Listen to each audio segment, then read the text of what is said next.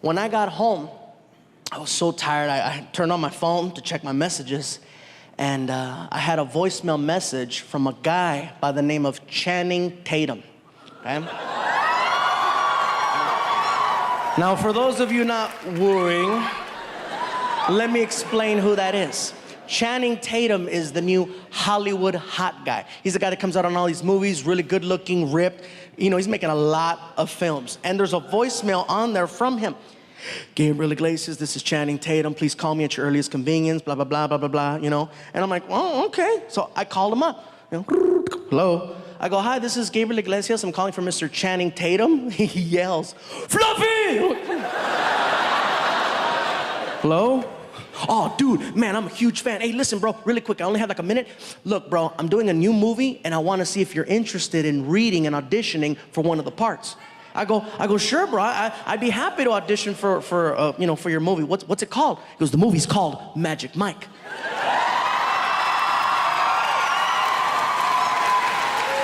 I was like, okay, Magic Mike. So you need a magician, you need an assistant, you want to saw me in half. What's gonna happen? Actually, bro, the movie has nothing to do with magic. It's actually a movie about male strippers. I said, male strippers? He goes, yeah, male strippers. I said, you do know that this is Gabriel Iglesias, right? He goes, you're funny, bro. Listen, we've already got the dancers, but we need somebody to play the DJ at the club. Will you audition for the part? I said, you know what, bro? I'll be there, okay? And just to let you guys know, because some people have asked me in the past, how come you're not in more movies? Because you have to audition. And I don't like auditions because they treat you like crap.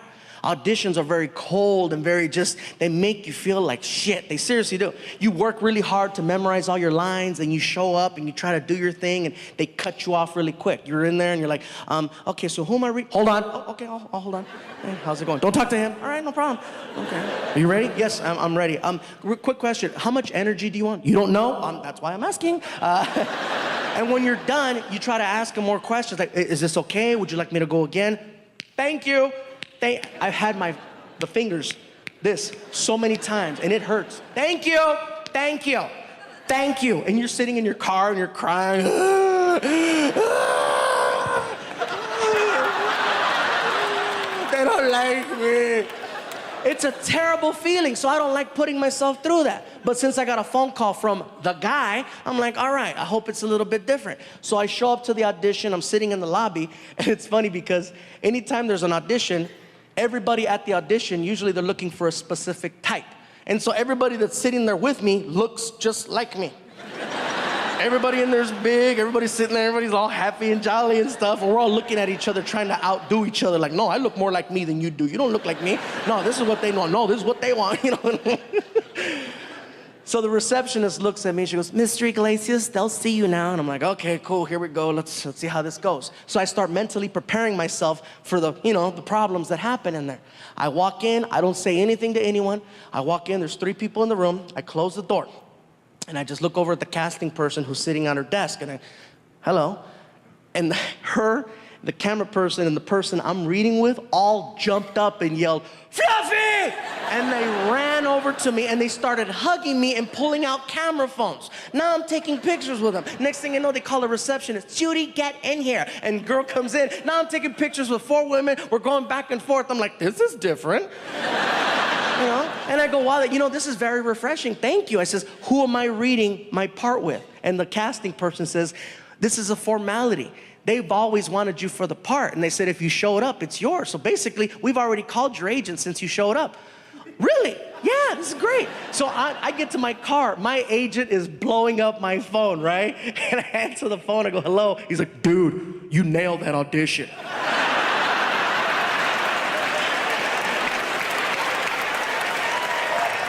What did you do? I was like, dude, I took pictures. Way to take those pictures, bro. Next thing I know, I'm on the set of the movie Magic Mike. The movie is directed by a director named Steven Soderbergh, who's an amazing, amazing director, who's done a lot of great films, and of course, Channing Tatum's in the movie. In addition to him, there's an actor by the name of Matthew McConaughey who's attached to the movie. I'm a huge fan of Matthew McConaughey, okay? When I found out I was gonna work with him, I was so excited. And people say, really, you get excited? You get starstruck? Hell yeah, I'm a comedian, not an actor.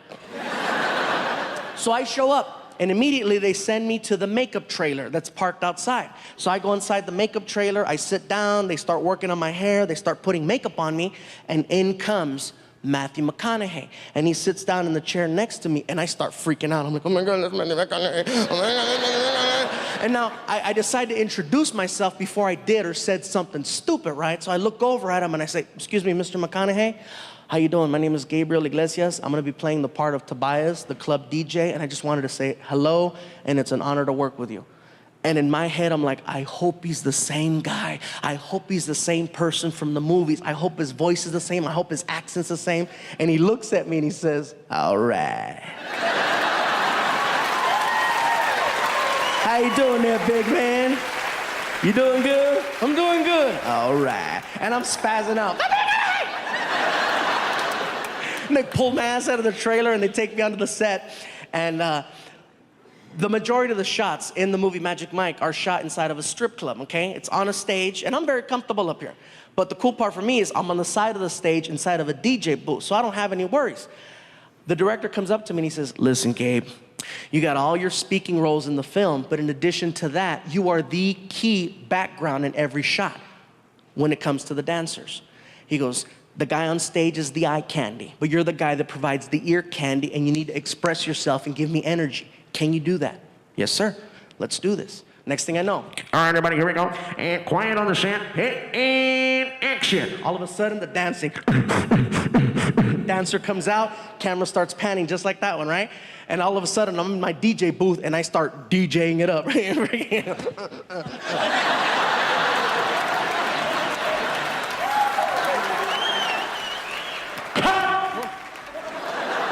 The director comes out from behind the camera, crosses the stage, and gets in my face.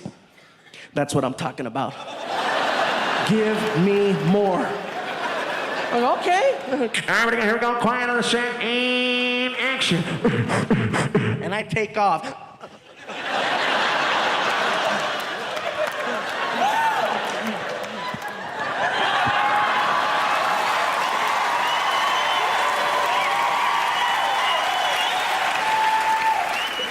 The movie comes out. I attend the screening of the film with my girlfriend at Warner Brothers Studios. We're sitting there and we're waiting for that part to come up. And I tell her, baby, it's coming, watch. Sure enough, the camera starts panning. And you see the dancer, you can't even see his head. All you see is his body all freaking ripped and moving. And in the background, in the DJ booth, you cannot see any of the DJ equipment because it's all below the line of the camera. All you see in the background is some chubby pervert in a box having the time of his life.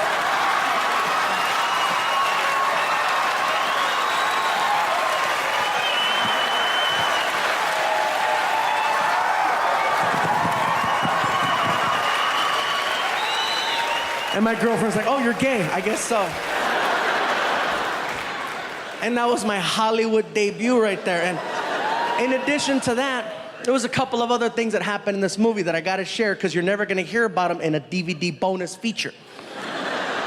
One of the characters in the movie, his name in the movie is Big Dick Richie. I'll leave it at that. He's played by an actor named Joe. Joe's a cool guy. I met him out, we became buddies after the movie, and nice guy. He's big, he's ripped, okay? And his whole thing is he comes out on stage and he's dancing behind a silhouette. So all you see is the shadow of him dancing for 3 minutes. And after the 3rd minute, he grabs his G-string, and this is how he finishes his performance. He tears it off, exposing a shadow of,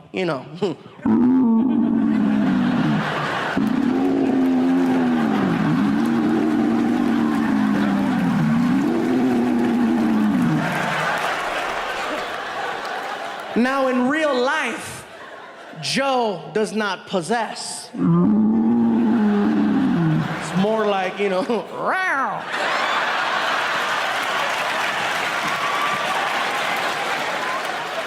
Don't laugh too hard, that's most of us, okay? Now, because they needed to make this scene happen and we're shooting it in Hollywood, they made a phone call to an adult film company that was up the street. And they got a hold of their props department. And they said, basically, what we need is about 45 impressive male rubber parts to be brought down to the set of the movie Magic Mike so we can attach one of them to an actor for a scene. It took maybe 30 minutes for some guy to show up with a big trunk on the set. And you could just tell he did not belong, you know what I mean? And Channing Tatum saw him and he goes, "Are you the guy?" "I'm the guy." And he brought him inside the house and he got all the actors around the kitchen table and he told the guy, he says, "Listen, bro, dump it out right here, all of it." And the guy opens up the trunk and he dumps out all of these big freaking, it made a mountain. And all the actors were just standing there, just staring like, "Oh my God." All of a sudden, the 12-year-old came out of all of us because we all grabbed one and started playing Star Wars. Just, bend over, you will.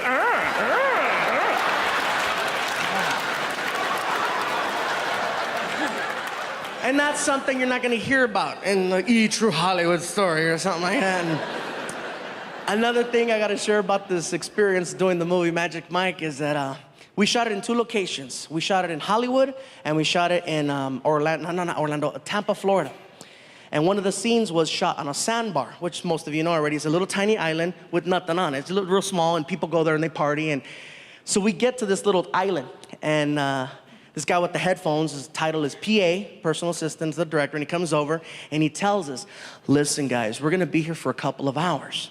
If you need to use the facilities, these are your options. There's no plumbing here. You can either go in the water or you can go to those bushes over there. It's up to you." And I'm like, "I'm fine, I already went. 2 hours, no problem." 4 hours later.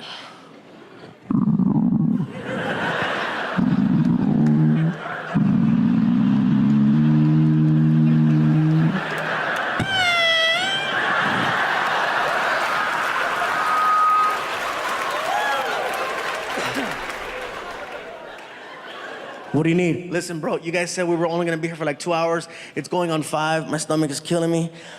What's the story?" "We're gonna be here for like another 3. The director has some more shots." "Oh, you have your options. Thanks." So the first thing I look at is the water, okay? And to put it into perspective for you guys, the water's like right there, okay? And all the actors are like right there, okay?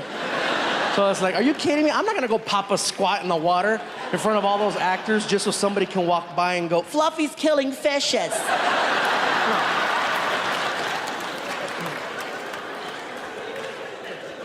So I take a stroll out to the bushes, right? So I start walking out to the bushes, my stomach is killing me.